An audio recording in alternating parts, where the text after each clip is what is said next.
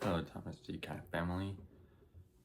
Today is January the 15th, 2026. Leave a comment below, like, rate, share, subscribe, reflect, discuss. And here's how to cope with ghosting. If you were ghosted, my condolences go out to you if you were ghosted in your past.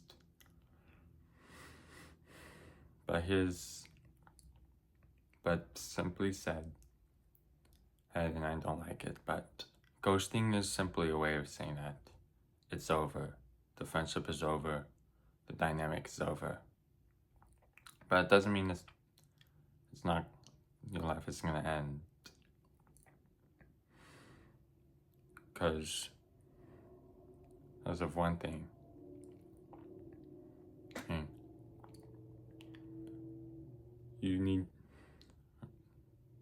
You can't live your life going south. You have to learn to accept that there's a Middle West there.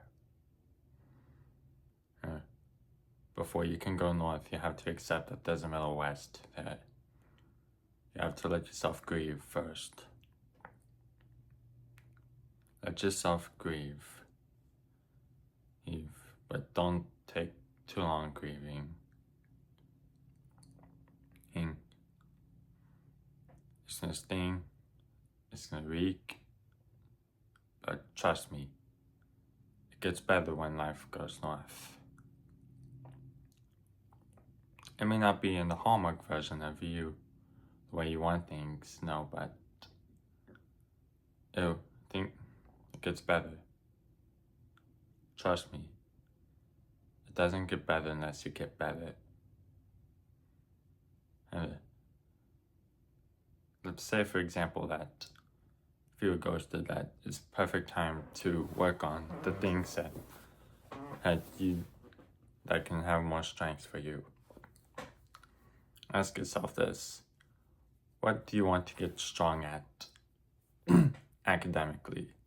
Math, science, history, anything. What skills do you want to get strong with? And why? How do you believe that?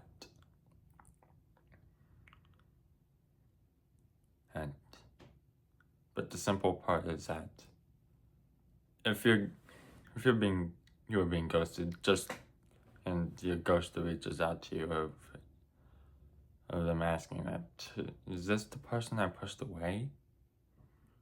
Hey, you just tell them that I did this for me. After you abandoned me on the island, like Chuck Nolan from Castaway. Hey, you have to be honest about that. And you don't let them jump through hoops for an Hallmark excuse saying that I didn't mean to. That has to be stripped away. Stripped away for good. There's no Hallmark ending. They don't get the last slice of pizza. Nothing. Absolutely nothing. The truth will sting for them, but at the end of the day, that's your decision. And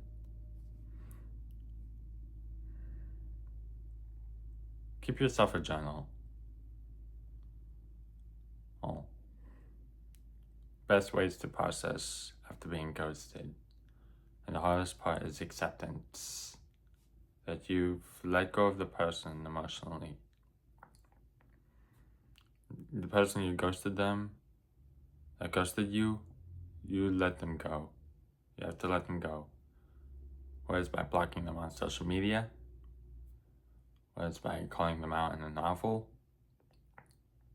or in a movie that you want to write. All of that.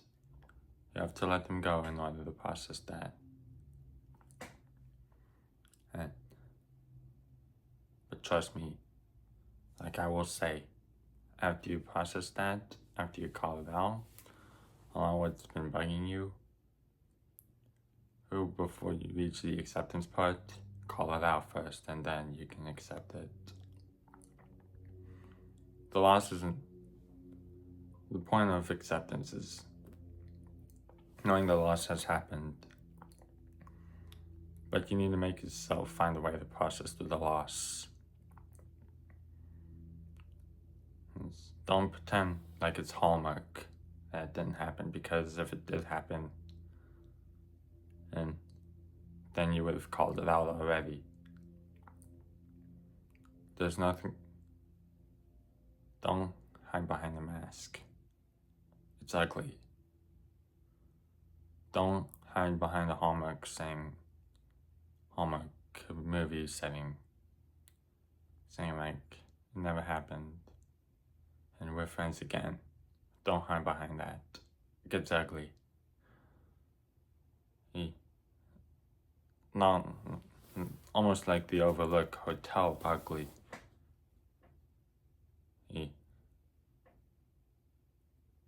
But overall, you have to call out that loss and make yourself process through that.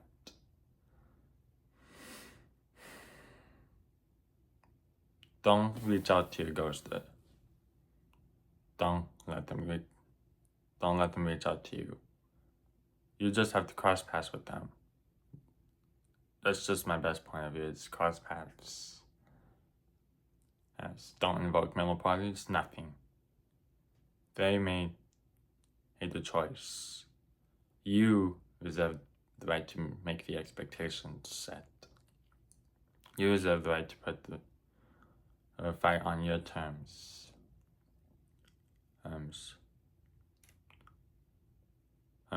That you may have lost the battle,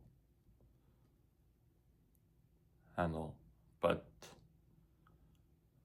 at the war part, just like Saving Private Ryan, is gonna come pretty soon. I'm gonna give you my point of view, but their intentions will justify its actions. The intentions will definitely will define their actions. So let's say, for example, or rather, I will just simply say it like this. When life hits them, where they live, it will justify the means. And how, I don't know, but they will eventually accept and see what he gone through. You're gonna have to face people that ghost others, and it gets ugly pretty soon. But you have to make yourself call them out for that. Just ask yourself this question. Do you want them accountable, or do you not want them accountable for their actions?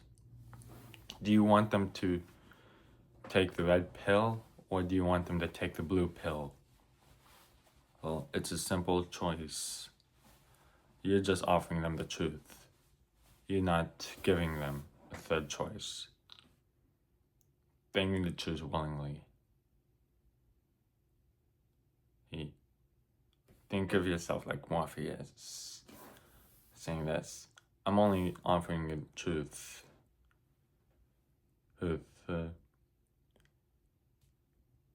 I'm only offering you the truth. The red pill or the blue pill, use that as your metaphor.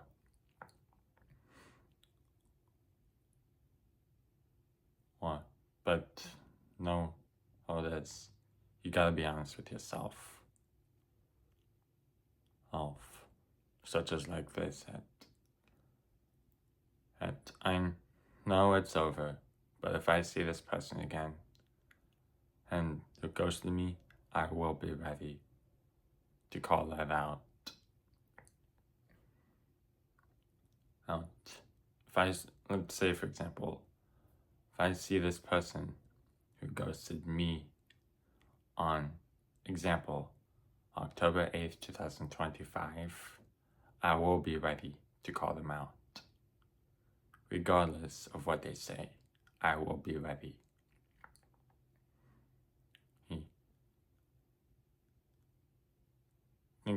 Think of it like Red Dawn, 2012 with Chris Hemsworth. To them, this is just a place, but to us, this is our home. You're fighting for your own dignity.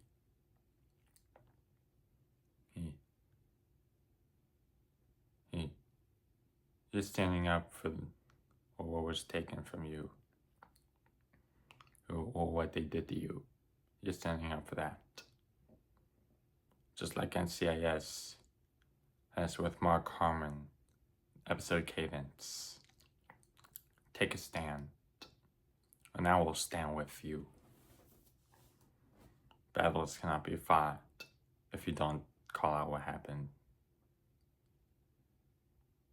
Battles almost will be a loss if you dance to the same song. But if you don't call that out, like Jason Ball from CBS, you will lose the trial. You want to avoid mistrials. But overall, I wish you the best of luck when it comes to calling out to your ghoster. So all of you Thomas D. Cat family, good luck. Bang bang.